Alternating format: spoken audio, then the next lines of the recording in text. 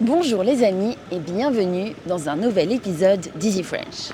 Aujourd'hui, nous allons demander aux passants s'ils regardent du cinéma français et quels sont leurs films français préférés. Et sachez que nous avons déjà fait 2 épisodes de podcast où nous avons parlé de cinéma français. On vous mettra le lien dans la description et c'est parti.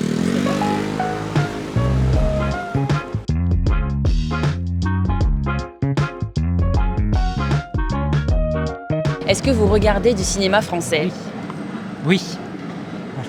Ok. Est-ce qu'il y a des films que vous aimez particulièrement, que vous pourriez recommander ? J'en ai un en tête, c'est Cyrano avec cet acteur. Voilà. Celui-là. Celui-là, oui, hélas. Est-ce que vous regardez du cinéma français ? Oui. Vous êtes cinéphile ? J'irai peut-être pas jusque-là, mais ça m'arrive d'aller au cinéma de temps en temps. Est-ce qu'il y a des films français que vous avez aimés ces derniers temps ou que vous pourriez recommander ? Alors je suis très cinéma actuel. Ok. Je suis pas trop dans... Voilà. Je connais pas trop mes classiques, mais L'amour ouf au cinéma en ce moment. Voilà. Ouais, tout le monde en parle beaucoup.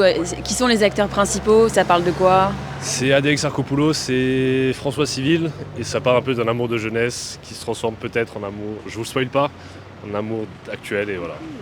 J'en dis pas plus. Est-ce que vous regardez parfois des films français ? Très souvent.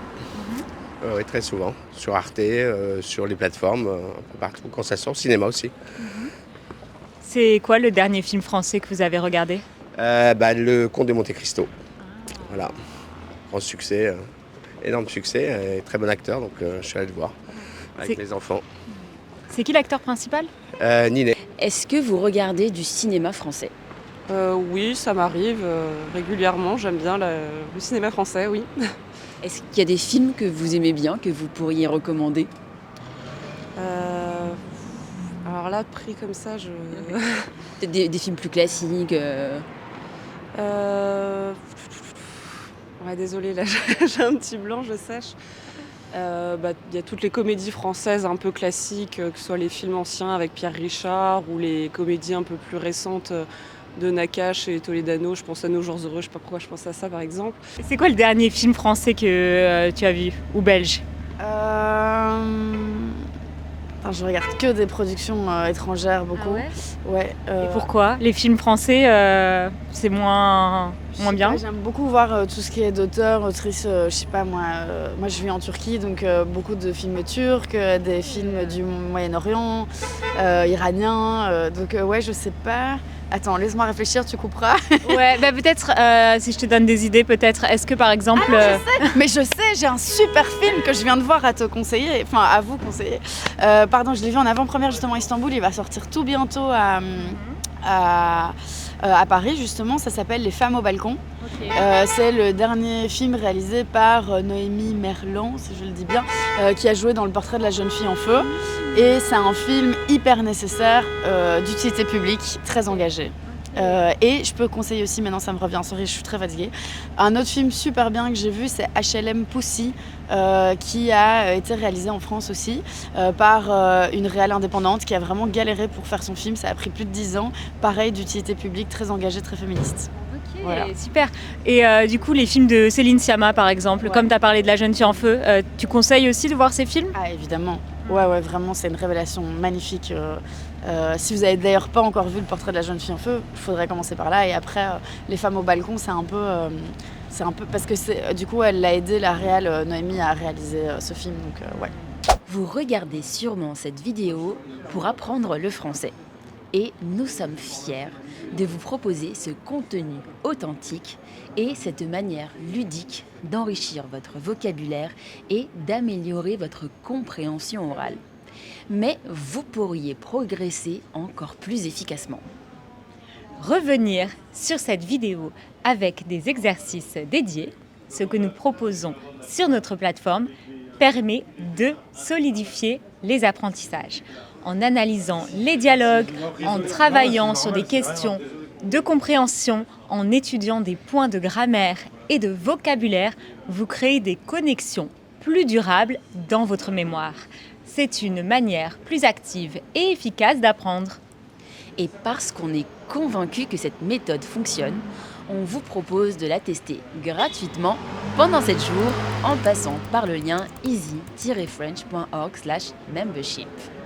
Est-ce que vous regardez du cinéma français ? Oh, très bonne question. Oui, j'en regarde. Pas tout le temps, c'est pas ce que je préfère. Notamment tout ce qui est comédie française, tout ça. Moi, c'est pas trop ma tasse de thé, comme on dit, l'expression française.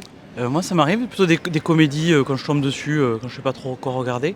Ou sinon, je vais à l'Utopia regarder quand j'ai le temps. Ça fait longtemps que je suis pas allé. Belle lurette. Mais voilà, ça m'arrive. L'Utopia, c'est un cinéma indépendant. Oui. Du coup, à Bordeaux. Je sais pas si ça existe à Paris, mais Ah, vous. parce qu'on est de Bordeaux et de Toulouse, donc c'est pour ça que. Voilà. Est-ce qu'il y a des films que vous aimeriez recommander ? Moi, c'est un film avec Vincent Macken sur une histoire de famille, un repas de famille. Alors, j'ai plus le titre et c'est avec Catherine Deneuve.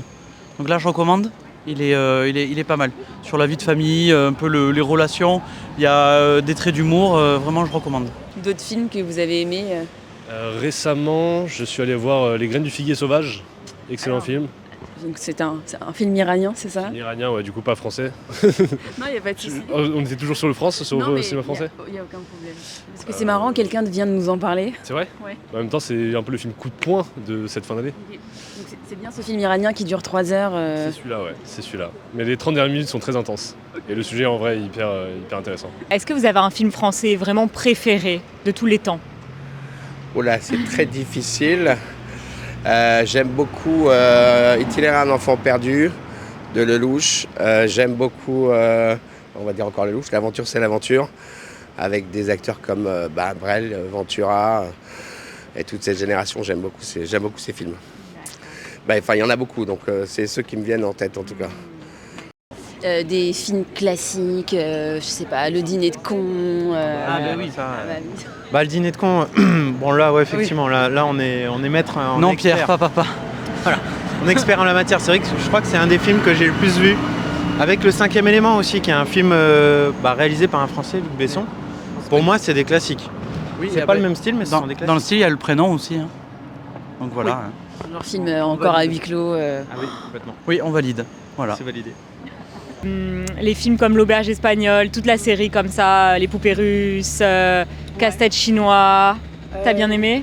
À l'époque, je crois que j'aimais bien. Maintenant, je trouve ça un peu passé ou en tout cas, bien sûr, ça fait partie des grandes références. C'est peut-être à voir, mais on se lasse vite un peu. Je crois que j'ai bien aimé les premiers et puis Poupées russes un peu moins. Voilà. Un film de Jacques Audiard que vous avez aimé ? Alors le dernier, comment il s'appelle ? C'est avec cette femme qui change de sexe. Je ne sais plus le titre. Je ne suis pas expert en titre de film. Je ne l'ai pas non plus. Julieta, c'est pas ça ? Je crois que c'est ça. Julieta ? Voilà, je crois que j'ai une approbation là-bas. Ok. Voilà. Ok, très bien. Et ça parle de quoi du coup ? Vous disiez c'est une femme qui change de sexe et... C'est ça. En fait, c'est assez incroyable. J'avais pas envie d'aller voir un film sur l'histoire du transgenre. C'est comme ça. Mais là, je trouve que c'est particulièrement bien fait puisqu'il s'agit, si on peut raconter l'histoire, Bien sûr. Voilà, d'un personnage mexicain trafiquant de drogue, très baraqué, très mâle, très macho, très bandit, très voyou, très fort, très costaud. Voilà, c'est ça. Et qui veut changer de sexe. Il veut devenir une femme. Parce qu'en fait, on comprend un peu plus tard qu'il a fait ça sous la pression de sa culture et de son entourage. Mais en fait, lui, il rêve d'être une femme. Et comme il est très puissant, qu'il a énormément d'argent, il arrive à le faire. Voilà. Et là, à un moment donné, il décrit toute sa douleur de se sentir femme, et de ne pas pouvoir l'être.